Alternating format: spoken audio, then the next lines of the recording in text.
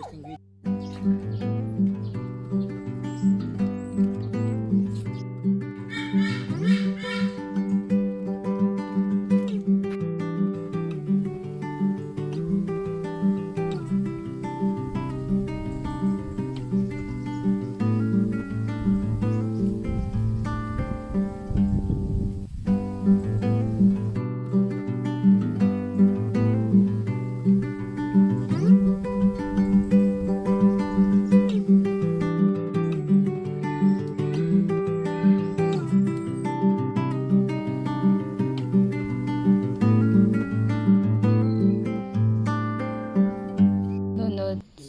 Soak it. Or lunod na lunod. Lunod mo siya para sa yunra. And then, ang ulo. balik na ninyo siya sa init na tubig. Pwede ka mag-whistle. Para na sa mga millennial. I'm doing this to you para sa mga millennials. Kaya mga milinggits kay Bo naman ani. Ako millennials ko, akong mama. Ako ma.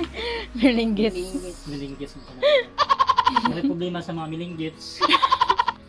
Problema ang millennials kung saan siya pagbalahibo sa ipaon ng taba niya, takabaloon sa ako nila pag hanggang sa balahibo ba.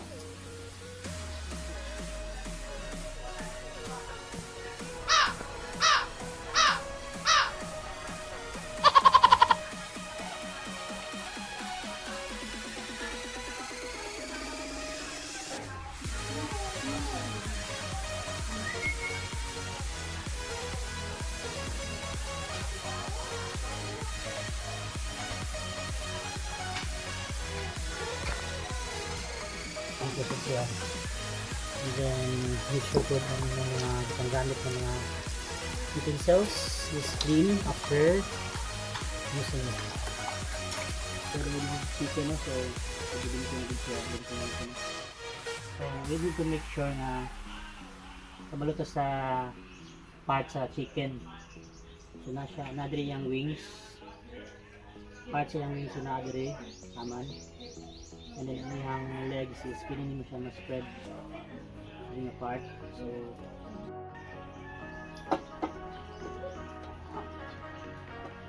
this way.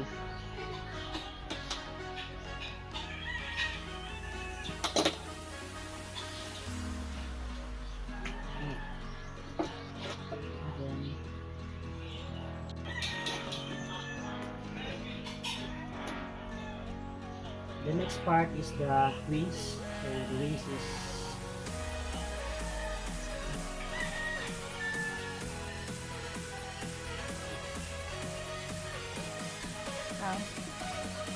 ito din makuha ang katong wings niya guys. Natin. So you need to be careful kaya na-under ang ihang mga body part or organs na sulod. So you need to make sure na hindi mag-mix ang ugaw niya. Ito sa sunod.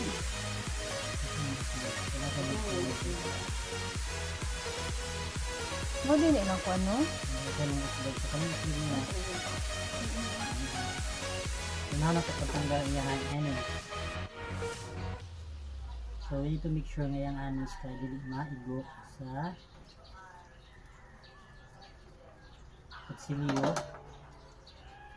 Matanggal natin siya nga hindi matatag yung ugaw na. So that's the goal. Okay. Nakita na to ang tanggal na to ang first part. So ito siyang pag na to slice. Careful lang mga din yung sangad.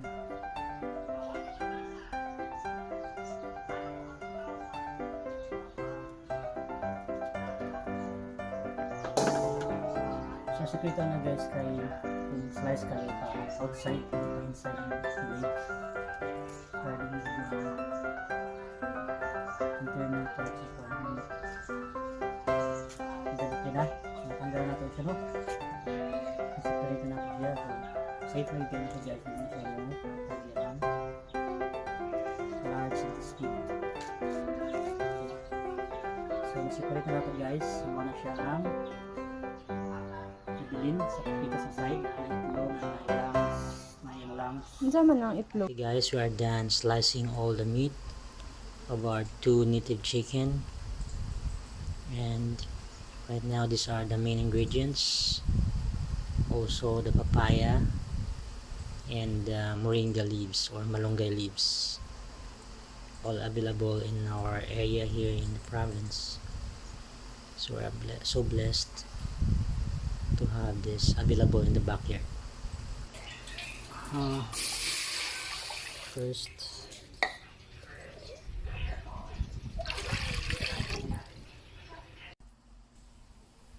okay guys, we already added the 2 cups of water. Then we are going to select the specific meat for our native Tinolang manok. Okay, so ato ilunod ni siya tanan, and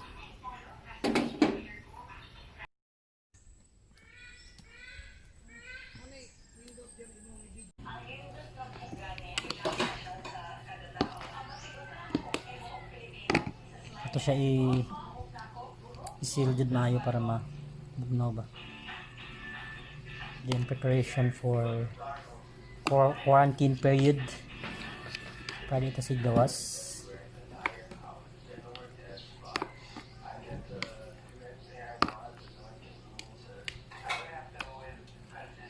Bisayang manok. So puno na guys, so reserve na nato siya for pwede pa na siya, pero so far no kay murag okay na din siya utan Bisaya. Pwede ra po siguro na siya pa man, pero gahit man gud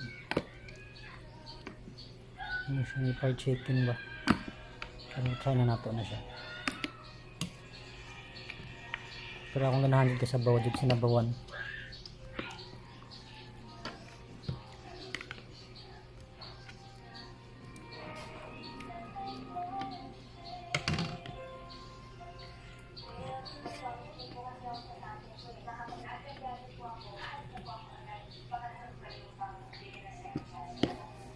Okay guys, ato ni seal nato siya sa ref.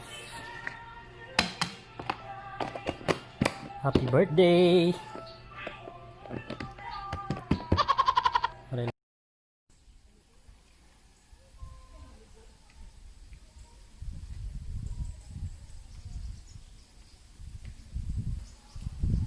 Okay guys, it's already 10 minutes that we are boiling the meat of our native chicken, so it's a little bit hard as of the moment.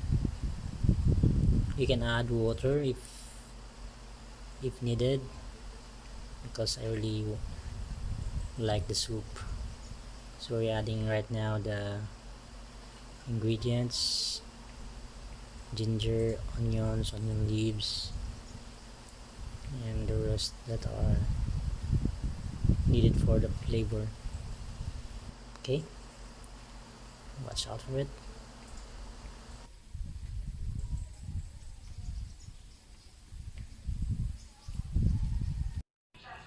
So try ko og timpla guys ha, first time nga timpla.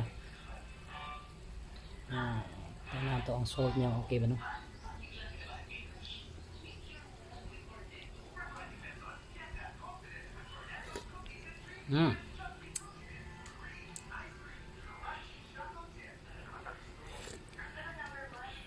Medyo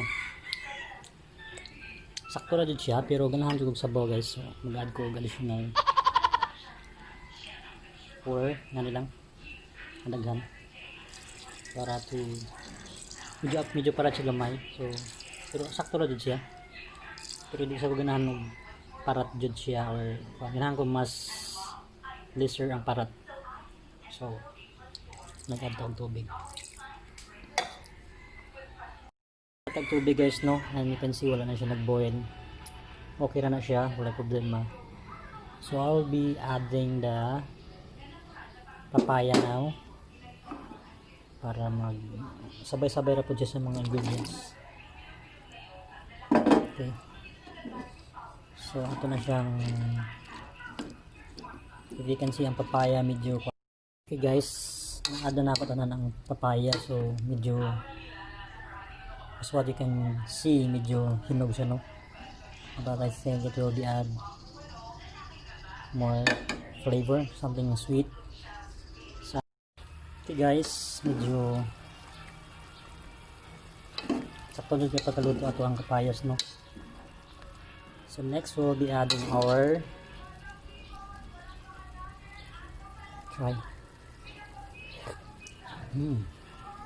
Sakto din kayo. So we'll be adding the last ingredient, malunggay leaves. Also this one. Okay.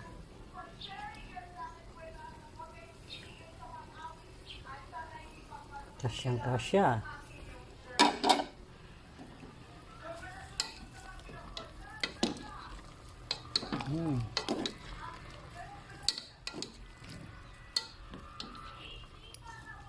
Ito guys, no, adaghang taglibot ng sabaw na, pero pinaksil na pagamay pa din siya.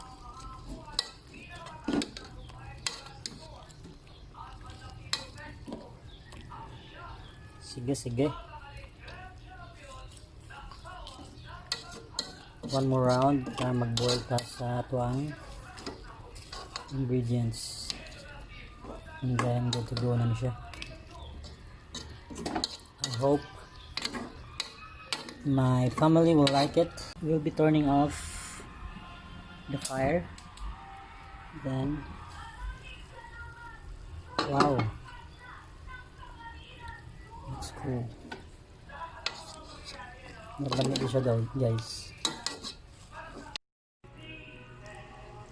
Okay guys, finally this is the finished product of our native chicken soup.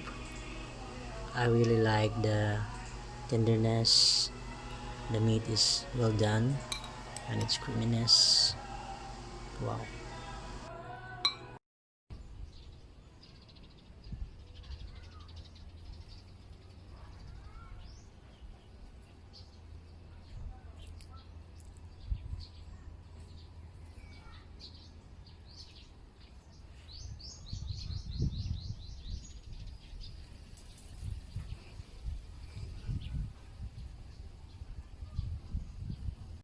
Mao din na akong photographer ganina pero wala support, natulog. So nakamata na siya karon guys. So magpa-try ta niya unsay lami ani ang tuang giluto, no? Bisayang manok. Let's see let's see her expression.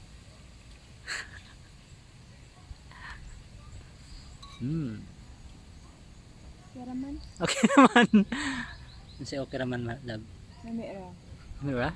Lamera? How's the meat?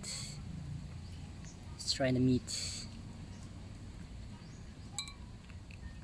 Kanang tail. Grab the tail. Okay, grab the ribs. She grabbed the ribs, guys, and right now she's smashing it. Actually, abot pa. Ito ra, dili ra gahi. Wow. Kuya, okay na siya makaon guys. Kay kung makasugod niya siya, di siya munong. Saka guys.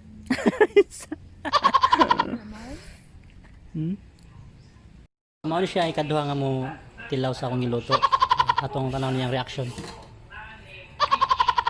Si Jero na siyang bumaril kay Nathan, sinakdal na si Jero. So take time na siya istorya kay para namnan din niyang kalami. Kay Nathan. Bago na sa dyan mata guys, so he is working home base online. So medyo gutom juga ini.